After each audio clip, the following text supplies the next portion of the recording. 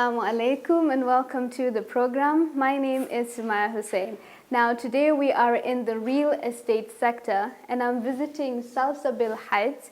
It is a female-only student accommodation. It's in Parklands.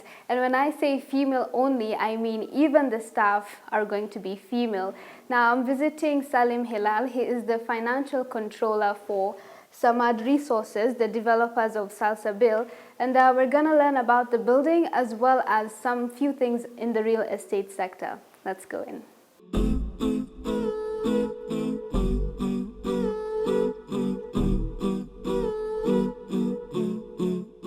All right, I'm here with Salim Hilal. He is the financial controller of Samad Resources, the developers of Salsabil Heights. Welcome, Salim. Thank you very much, Sumaya. How are you doing today? I'm good. How are you?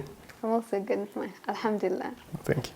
So tell me about the apartment. So Salsabil Heights is located in Parklands, and it's a female-only student accommodation that we are doing. The building itself is it's a 12-story building with 2 basement parkings, and then we have a ground floor with the retail spaces.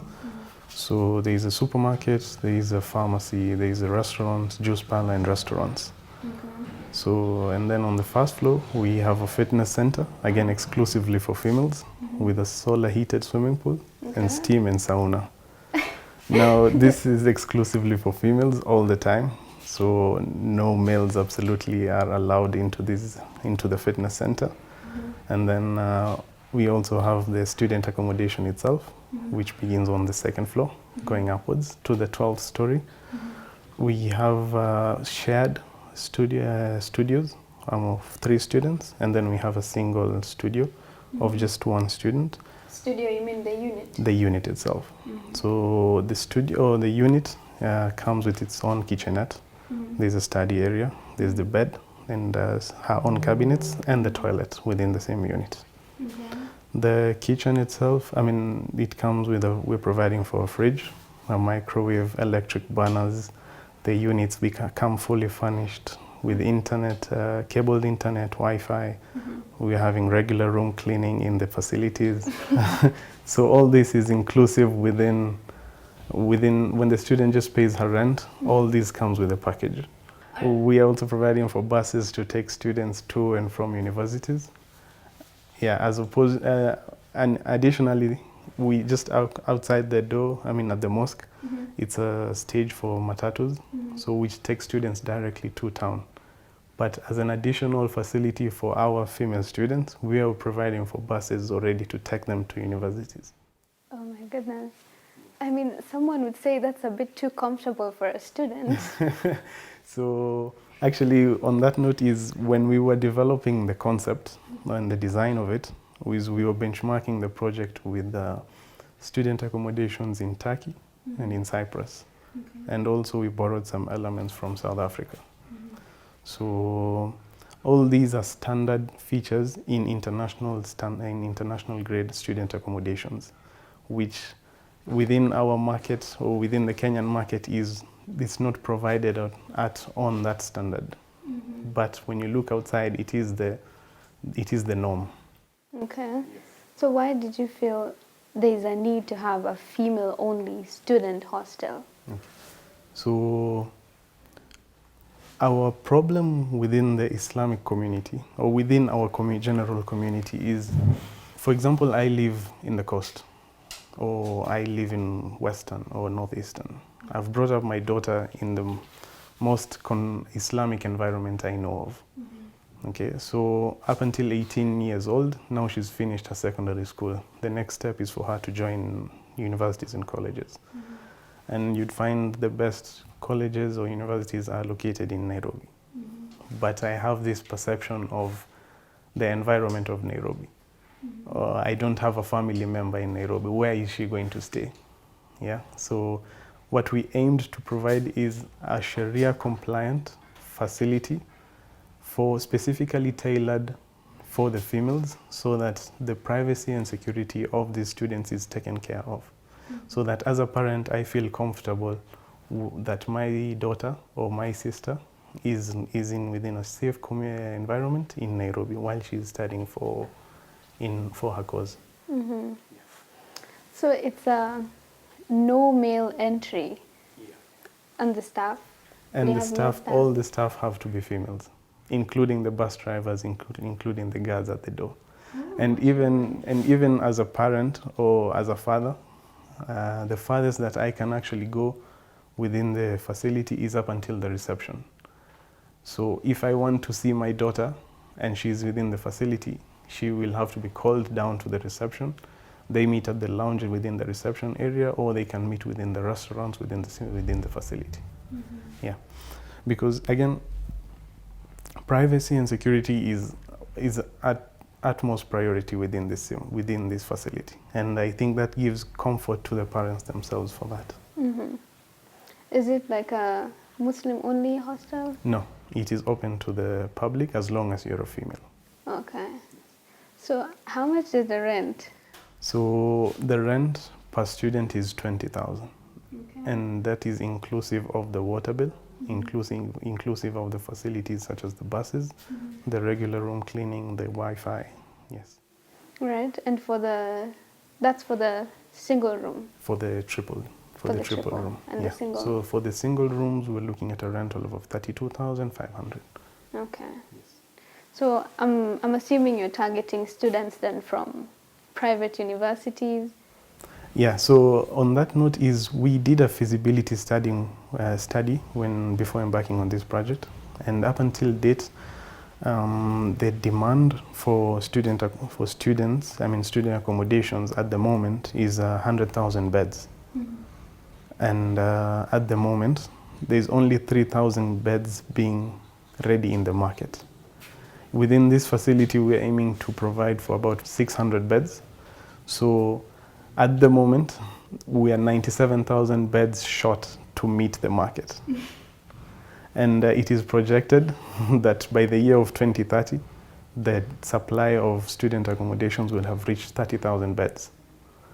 But at the same time, using the data that we have on the student population, is every year the intake is higher than the previous. Mm-hmm.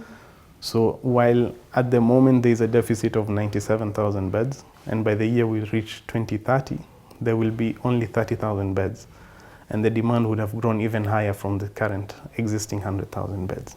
Mm-hmm. Yes. So why did you choose Parklands to be the location? So we found Parklands a very strategic position at the moment because, for example, as mentioned in the earlier, the bus station is very close by.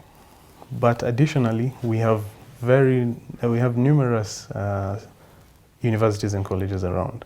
So just across the road, we have Hostel College, then there's Graffian's College, and then there's University of Nairobi School of Law. Mm-hmm. Just down the road, we have Aga Khan University Hospital. Okay. So that in itself is enough to fill us up. Yeah, that's a good market. And then across the road, we have University of Nairobi School of Medicine. Mm-hmm. And then that we haven't even reached town itself, in which there is multiple universities and college and branches of universities there. Mm-hmm. Yes. So can a non-student live here? Or maybe someone who's like me, I've finished school, but I've not graduated. Yeah. Can I stay here? No, you cannot, unfortunately. So how are you gonna make sure how are you gonna confirm that the residents are students? Yeah. So how we do it is the management company who will be running the student accommodation itself needs to take details of every student coming on board. So up until your admission letter to the university. So that is looked at. Okay. Yes. And you come in, you show your school ID. Yeah, so once you're already registered as a student here, your biometrics are taken. Okay. So that entry into the building is via biometrics and access cards. Mm-hmm. So once you're registered as a student and as a resident within the same facility, you gain access into the building using your fingerprint. Okay. So this element is based on the core principle of privacy and security. So that if it was via access cards, I can easily just give my access card to a friend of mine who is not a student, who is not a resident here. So via fingerprints, this element is controlled. So I put the fingerprint, and then there's the cages in which one student at a time only enters. So again, yes, that's how we safeguard it. Okay. You're still under construction. Yes. When did you start? We started towards the end of 2019, but unfortunately during 2020 we had to stop because of COVID, and then we embarked again earlier this year. Okay. When are you intending to finish? We intend to complete in early of 2023. Inshallah.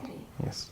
It's kind of far, because I was thinking maybe I'd get a chance to, come back, but if it's 2023. Maybe when you're doing your masters. Maybe when I'm doing my masters, but will I really be in student accommodation? You can take the single student, because in addition to just the studios themselves, so more than just living within the facility is we understand that there is a social life. Every student needs a social life. So on every alternating floor within this building, we're providing for common areas for the students. So this includes entertainment rooms, includes conference rooms, includes TV rooms, includes a library and a musalla within the same facility. Okay. So additionally, we are providing for an infirmary with a resident nurse to take care of the students themselves. A female nurse, yeah? Yes, for sure. So I like how you said if I'm doing my masters, I can come back. So this means you're taking females of all ages as long as they're students? Yes. Yes. Okay. Yeah. We've designed the building in such a way that all the needs of the students are catered within the same facility. So up until the laundry, when you want to wash your clothes, we have a laundry room, and then the student just pays a small token to the management. They use the washing machines and dryers. If not, they have the option of just doing manual laundry at the rooftop, and in which we're also providing for drying lines. Again, there's the element of sustainability of the building. So more than just developing the building and leaving it out, is we're looking at it being a green building. So there's aspects such as on the rooftop we're providing for solar panels. So this generates energy to reduce the electricity bill of the full building.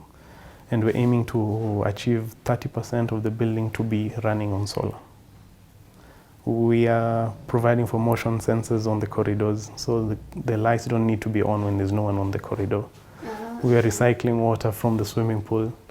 We can recycle the water from the swimming pool back to the cisterns in the toilets. The swimming pool with chlorine? Yeah, because it goes through filters and using chambers, and then it becomes pure enough to come back to the cisterns. Okay. Yeah. So there is a recycling plant that we intend to put to clean the water from the swimming pool and make it come back. Okay. Well, now I understand why the construction would take so long. All right, we're gonna take a short break here and show me the market, and we'll be back in a few.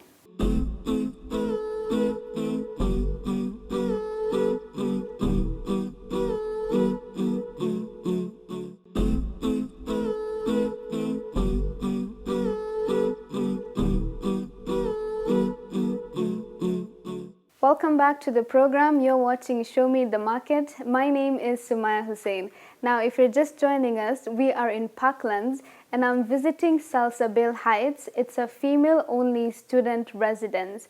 I'm here with Salim Hilal. He is the financial controller of Samad Resources. Samad Resources is a developer. Welcome back, Salim. Thank you very much, Sumaya. So tell me about Samad. Samad Resources was incorporated in 2006. But we have been in the market from the early 1990s in the real estate market. So we have done townhouses, villas, bungalows from Mombasa, and then we also started in Nairobi market from the year 2000, in which we've built apartments, townhouses, villas within the Nairobi market. Some of our projects that we've done, notable within the public, includes the DOD mosque in Hurlingham, including also the mosque in Parklands. So Just this one here? Yes. So we were given the contract to do that mosque. Also, a different mosque that we completed earlier this year is Ziwani Mosque in Sabasaba, Mombasa, just at the traffic lights.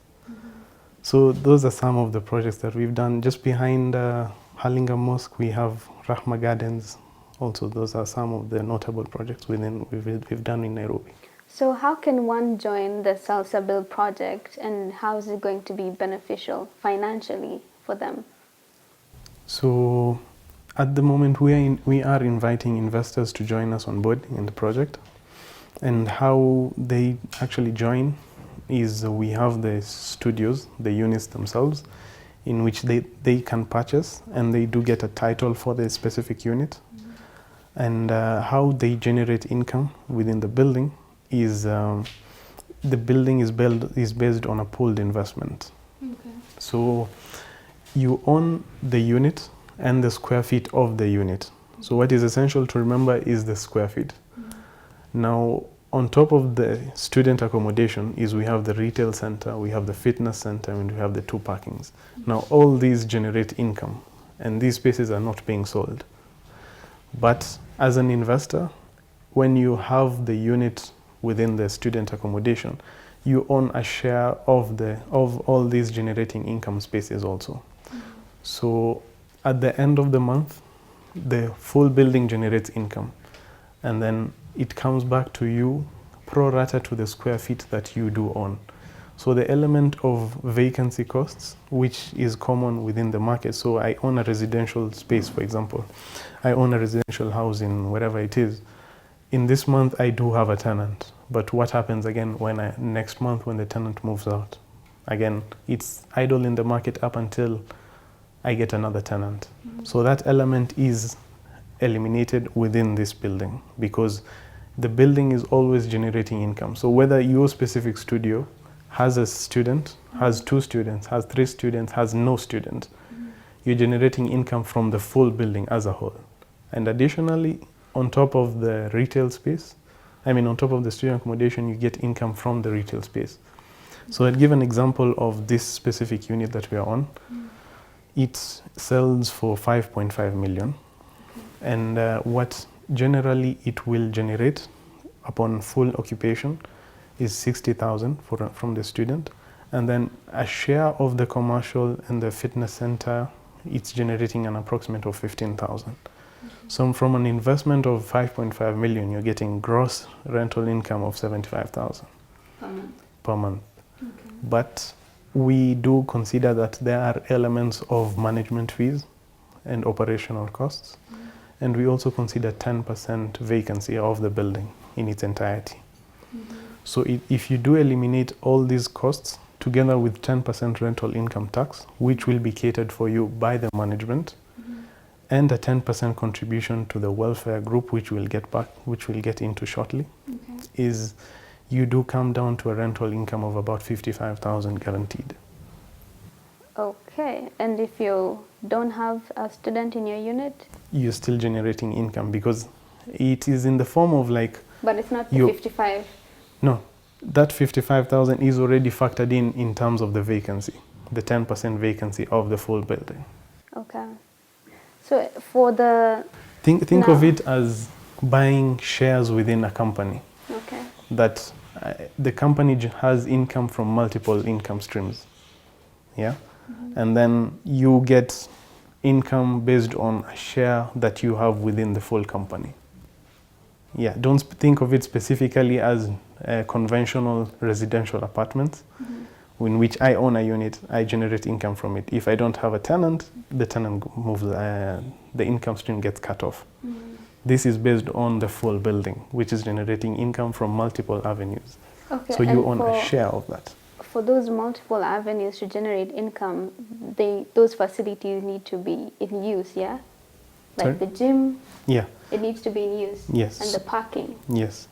How does the parking generate income? So, for example, we expect that from the retail space and then from external females who are joining the gym, they will be coming and parking in the parking spaces. So that one you're not banking on students, yeah? No. But we do appreciate that some students do have cars, and those students have to pay a monthly fee for the parking space. So what about the 10% for the welfare group? So Salsabil Heights is the first project being undertaken by Salsabil Muslim Welfare Group. And the welfare group was formed about 6 years ago, in which a group of Muslim professionals across different industries, including advocates, including doctors, including entrepreneurs, who came together and wanted to help the Muslim Ummah or the community around us. So what they were initially doing is they were contributing a funds every month to a kit, and then that fund gets used to help the community.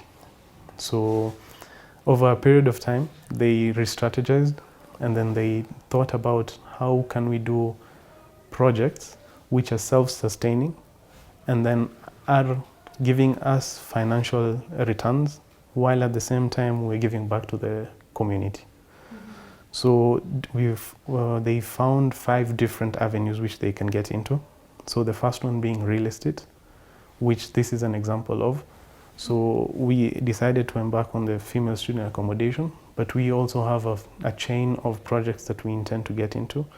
So we can build multiple female student accommodations, we'll build multiple male student accommodations. We can get into recreation, so elements such as Sharia compliant hotels. We can get into, we intend to get into education, so building international standard integrated schools and high schools, and up until the level of universities. We intend to get into hospitals, and agriculture. Okay. Yes. All right, assuming I have invested in a unit, what then becomes my responsibilities? Do I have to take care of repairs? So we will appoint a management company to do all the work for you, and the management company that we are appointing is already working within the hospitality sectors.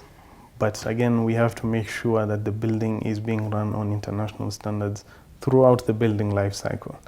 So to regulate that is we are applying for an ISO certificate to govern the management company. What is ISO? International standard? International Standard Organization, something like that. Okay. So they regulate, we provide for them the framework that we want the full building to operate on. So we have the student accommodation, we want certain aspects, for example, just the aspect, we do not want a male visiting, for example, the facility. So that is clear in the framework or principles that we're giving to the management company. Other aspects such as the retail, so in the restaurants, we do not want alcohol being served. So that is there within the framework. These are just small aspects, but we also have other aspects to make sure that the building is Sharia compliant. Now, the management company needs to adhere to this, and they will be audited annually by the ISO body to make sure that they are complying with these regulations. In the event that they do not comply with them, they are given a period to correct these measures. And if they do not adhere to them, the ISO certificate is the ISO certificate is either taken away from them, or we have the authority to remove them as the management company and appoint a new management company. So we have targets that we want to make sure that the building is occupied at the highest, or there's no vacancy within the building, so that the building is generating the highest possible income to safeguard the investors' interest within the project. So my job as an investor is just to pump money and then watch it come back. Yes, sit back and relax. And on top of that, I'm contributing to welfare of others. So when your income does come back to you, so we've mentioned you have net income of about 55,000.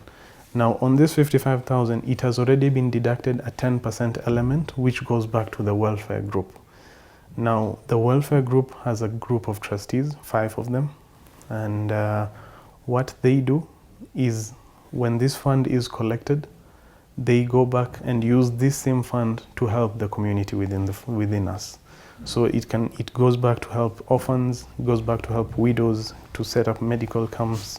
What we can do is within this same fund, we can accommodate students who have come to universities but do not have a place to stay. So we can use this same fund to host them within the same facility. It's an element of sadaqah, Or some people can even look at it as an element of zakah, that it is already being catered for. So at first, you're getting a very good investment return. So from an investment of 5.5 million, you're getting net returns of about 55,000, which translates to about 9.2 years payback period. And you're already giving out in the form of sadaqah to the community around us. Yes. And how sure are you about the success of the apartments? It's based on the fundamentals of economics, basically. So if there is demand and there is limited supply, if there is a mismatch of the two, then you're in business. Yeah. I mean, what if you hear people saying, "Nah, that's too expensive"? So we based on our rents based on the based on the competition. So we do not intend, or rather our rental income, for example, of 20,000 is within a very reasonable budget of similar student accommodations or the very limited student accommodations of this kind of standard within the market. Yes. Okay.